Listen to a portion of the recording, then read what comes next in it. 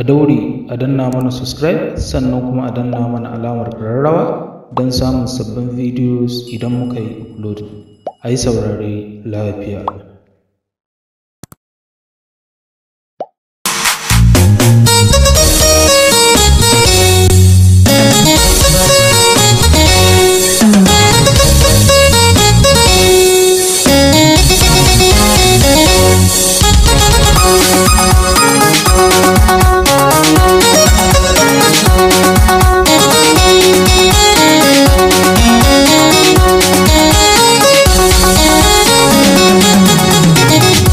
Saboda haka daga cikin halayya wadda marigayi Salihu Kwantagore ya lissafo a matsayin alamu na munafiki da zaka gane idan kana tare da shi ko kuma alamu na munafuka idan kina tare da ita ko tunda an mana gyara an ce muna ta cewa shi ya ce a riga sa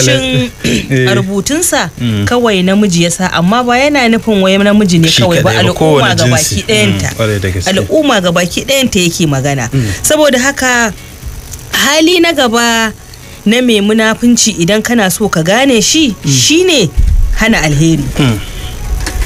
Duk lokacin da kike tare da ƙawarki ko kike tare da wadda kike ƙauna ko kake tare da abokinka ko abokin faɗi tashinka amma duk sanda kai yunkurin yin alheri ko mun kankantarsa sai ya san yadda ya hana ka yin alheri nan kaga a gwargwar ma ya zama shedani ko kware ku gaba ɗaya ba an tunda an damu da al'amari. Saboda haka marigayi Salihu Kwantagora yana son ya nuna mana cewa har abada idan kana so ka gane annamimi ko munafiki a jikinka ka gane shi da wannan ɗabi'a ta hana alheri. Ba fa shi zai ba shi ba zai ba ba kuma zai ba da madalla amma duk inda ya fahimci cewa za ka yi wa wani alheri wannan alherin zai sa wani ya ji daɗi wannan alherin zai sa wancan a fitar da ita daga cikin wani mawuyacin halinta sai ya san yadda yake sisira da aka hana. To ka fahimta fa marigayi Salihu Kwantagora yake son ya shaida maka cewa idan Allah ya baka kai damar ka yi alheri to ka fahimta cewa ko da yaushe shi kyan kogi a sha a yi wanka malam koki a yi nutso har ma a yi alkafura haka ne. Saboda haka marigayi Salihu Kwantagora yana son ya nuna maka kan cewa duk inda kaga kana son ka yi alheri ka yi sau ɗaya sau biyu sau uku sau ya zama zinin jiki to kawai ka ce wannan da take tare da jikina tana da wani burbuɗi na munafunci a cikin zuciyarta ko wannan da nake faɗi tashi da shi yana da wani ɗan gilli a zuciyar shi da ya shafi munafunci in ji marigayi Salihu Kwantagora. Saboda haka abin da yake so har abada ya nuna shine shi dama wanda yake munafiki ne ko kuma wacce take jininta na munafunci ne ba za ta iya yin alheri ba har abada ta san kwata-kwata ka riga ka kere mata domin kai zuciyarka ko da yaushe ina son a faɗa ma a baki cewa idan Allah ya bani zama zan taimaki wani in Allah ya ban dama wance sai na fidda ita daga ciki shi fa munafiki ba kauna yake ba gaba daya mana ai ba kauna yake ba saboda me saboda har abada ai kifin fadama malam koki baya gasa da na gulbi haka ne kware kuwa kansu ma ba ɗaya bane ya san kafi shi har ga Allah saboda haka wani kokari zai yi ya hana ka yin wannan alheri don ku zama ɗaya. Shi yasa duk lokacin da zaka yi alheri kaga kayi wa mutum shawara a maimakon ya gyara maka ya ce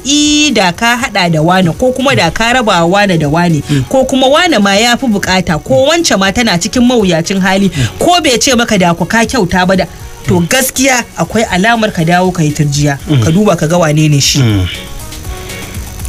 Saboda haka ka fahimta cewa shi har abada kifi baya kiba sai da naman dan uwansa. Har abada manyan kifayen nan ba fasa ya ba sai da naman yan uwansu. Shi munafiki da kai yake samu yana yin burga. Idan ya hana ka yin alherin ya hana kiki wa wance alheri a matsayinta ta wacce take bukata to fa sai ya dawo kuma ya lalube ki gaba daya. Za ta dawo kuma ta san yadda za ta yi wannan abin da ta farta sai ya dawo wajenta. Imana tunda ta hana a yi wancan alherin ko ya hana a yi cin wancan alherin saboda haka har abada za ka samu kan cewa ko da yaushe yana shigarka yana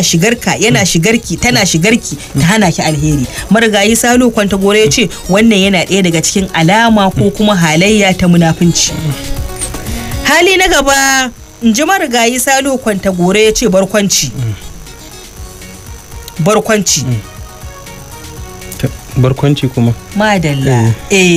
ta wata siga kenan a matsayin alamu ko kuma burbushi na munafiki rigar da yake shiga yi munafunci ai yana kawo maka halayya ne ka dora idan ka ga mutum kana hurɗa da shi ka kasa gane kan shi dora shi a wannan sikelin na Marigayi Salihu Kwantagora yace wani daga cikin halayen shi mutum ne mai yawan barkwanci shi munafiki haba da mutane kenan madalla barkwanci shine ya kirkiri wani abu wanda zai sanyaya maka rai ya sa ka dara ya sa ka saki zuciyarka kai fara'a kai kewa kai kyakkyatu ka buga kafa wani lokaci ma har kana tafi ta cikin wannan siga yake kokari ya cuso maka annamimanci da munafunci kafin kai aure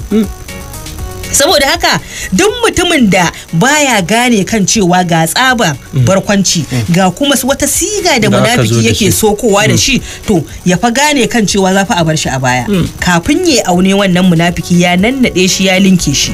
domin ai ka san an ce kowa ya ga danjar mota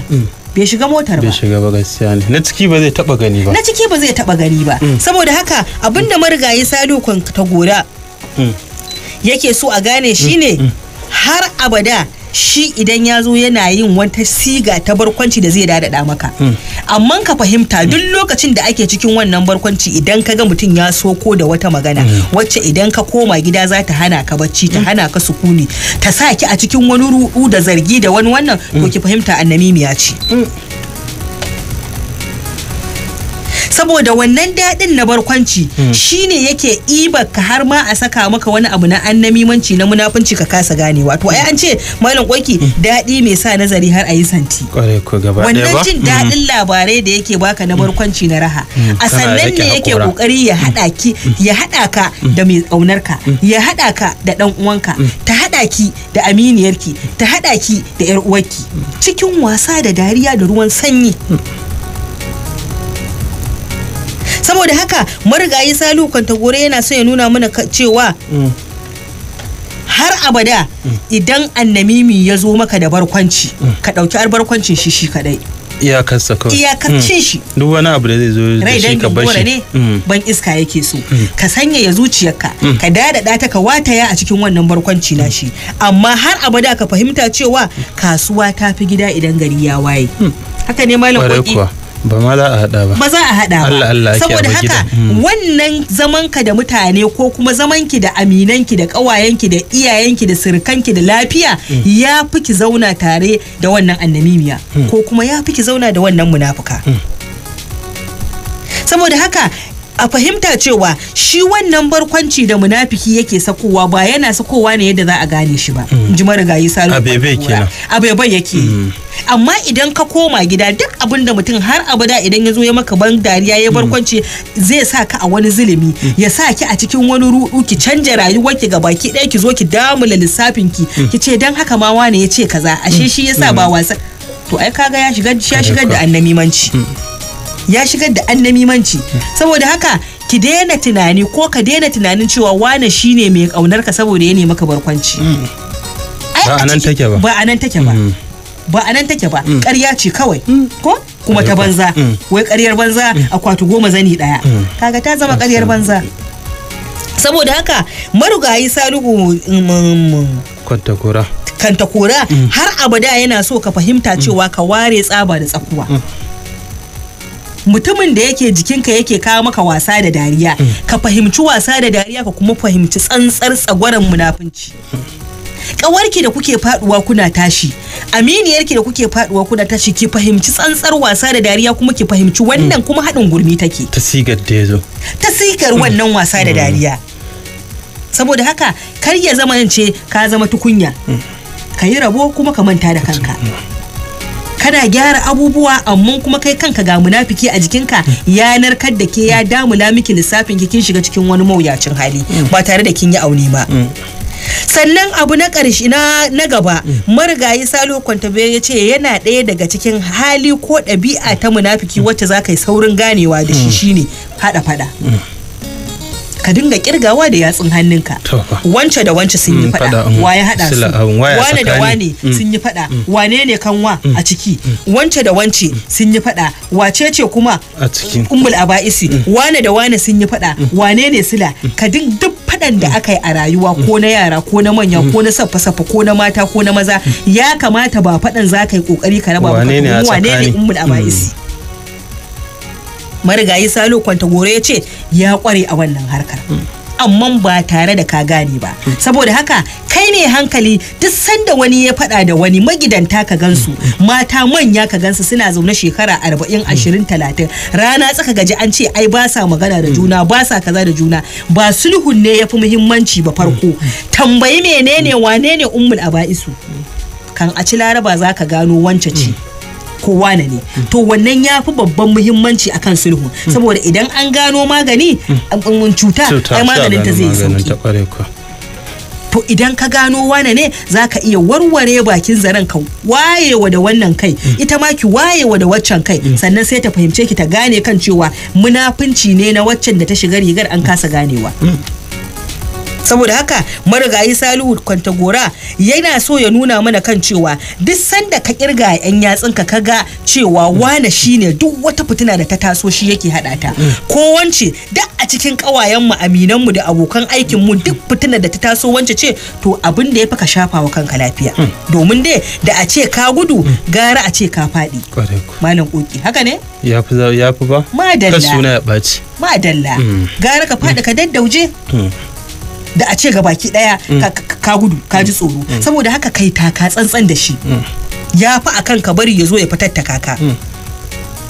kuma idan kai taka tsantsan da shi babu ta yadda zai yi je ya hada fitinar tare da kai domin dai ai ƙarya guguwa dalla ƙarya take guguwa sai dai ta daukar mami dan ba za ta taba shiga cikin rumbu ta dauki dami na dawa ba haka ne ba zai yi ba abin da zai yi idan baka bashi fuska ba ya gane ka san shine annamimi ta gane ka san ita ce take hada fada ita ta hada fadan wance da wance to fa sai dai ta kyale ki saboda haka duk kuma abin da munafiki zai yi ya hada fada idan baka bashi amsa a lokacin da yazo yake neman hada fadan nan baka furta waɗansu kalamai waɗanda za su tunzura wancan da ake fada sai fa ya kyale ka dole ne ya kyale ka shi yasa marigayi Salo Kwantagora yake son ya nuna mana kan cewa har abada mai ciki ƙarya take sai dai fa ta zauna akan kujera malam koki haka ne har abada sai dai ta zauna akan kujera domin ba za ta hau kan doki ta rike linzami har ta suku ya ta zamuya ba zai yi ba munafiki ba shi da yadda zai yi da kai idan baka bashi kofa ba iyakacin shi kama na bayan fage kar ka bashi kofa kar ki bata kofa ta hada ki sai ga guri ma tukuna madalla Allah saboda haka marigayi Salo Kwantagora ya ce hada fada yana ɗaya daga cikin halayyarsa ko ɗabi'arsa wacce har abada ba za ka aune da ita ba sai kana kirga yawan fadan da aka yi a lokaci guda duk sanda wance da wance suka yi fada waye hada wane da wane yayi fada waye hada ta nan ne zaka gane wane ko wance ita ce munafuka a cikin tsaron mu ko a cikin wannan yanayi namu ko a cikin abokan hurda marigayi Salo Kwantagora ya ce babban kuma wani hali ko ɗabi'a ko halayya ta munafuka ko munafiki shine raba soyayya to gaba ɗaya kankan yake raba ta to shi fa ba ma buƙatar a soyayya da shi yake ba ita ba buƙata take a yi ta ba burinta ne kawai ta saka ɗaci a cikin zuciyar waɗanda suka yi ƙaunar juna ta hanyar annamimanci da munafunci ta hada munafunci tsakanin saurayi da wanda yake nema da aure ta hada munafunci tsakanin mace da miji ta hada munafunci tsakanin abokai da kawaye kala iri saboda haka marigayi Salihu Kwantagora yana so ya shaida mana kan cewa babbar illa da munafiki yake yi shine ta raba soyayya duk da dai a cikin wakar marigayi Salihu Kwantagora ya yi kokari ya kawo wasu abubuwa hukunce da za su ɗaukan me za su hau kan duk mace ko kuma namijin da yake kokari yana raba irin wannan soyayya to ai haka ne mana domin dai kowa ya ci sai ya face malam koki dole kai ka je ka hassa da waccan fitina ka raba wance da wance ka raba wani da wani to ko dole ne ka ɗauki wani hukunci wanda zai biyo baya ko ba a nan ba ko gobe kiyama ne saboda haka marigayi Salihu Kwantagora yana so ya shaida mana kan cewa idan mutane biyu da mata da miji da saurayi da budurwa da abokai da kawaye da kawa idan suna hurda a tsakaninsu to har abada su dinga taka tsantsan da munafiki ko munafuka a cikinsu ba ko da yaushe bane zaka haɗu da mutum don kun fara abuta ka buɗe mai cikinka in ji marigayi Salihu Kwantagora saboda me kar ya maka waccan illar, saboda katte muku waccan illa, domin idan ta raba soyayya ba mamaki ba za a ƙara komawa ba. An raba har abada. An raba har abada. Kuma ba a bari a kwashe daidai. Ba zai yi ba. Ko kuma idan kun zo kun shirya iyaye kuma su ce su ba su san zance ba. Rai ya ɓaci. Domin dai kashin zana wuyar kwashewa ne da shi. Yana da wuyar yi kuma yana da wuyar kwashewa. Shi munafincin da yake yi yana kokari ya yi shi, ai ba a zaune yake yin shi ba. Ƙwarai kuwa. Haka kazalika kuma da zai zo ya raba muku soyayya ba za ku sha ta daɗi ba. Saboda haka marigayi misali Kwantagora yana so ya nuna mana kan cewa har abada komai lalacewar masa ta fi karfin kashin shanu. Dole. Ta fi kashin shanu duk lalacewa ta komai rashin daɗin ta. Duk yadda kake tare da matarka, duk yadda kike tare da mijinki, duk yadda kike tare da abokinki da kawai kar ka bari munafiki ya zo ya shiga tsakaninku. Akan saba, amma dai karka yadda shi munafiki ya zamana shine yayi amo a cikin harkar ku, ya zamana wani abu ne can na zamantakewa ba na yau da kullum. Amma a ce wai munafiki shi kuka ba kofa. Inji marigayi Salihu Kwantagora ya ce lalle gobara za ta same ku. Gobara kuma irin ta tashin hankali ta gemu. To gemu ya kama da wuta mana kokiya aka ta ina za a kama a kashe shi. Akwai matsala. Idan aka dinga sheka maka ruwa ka tafi ka suma. Haka ne in an jika kumfa an sheka maka shi ma ya shiga kwakwalo. To ta ina shin za a kashe wannan gobara ta gemu malam koki? Aiki ne da ja. A dau abu a maka maka a maka ma aka.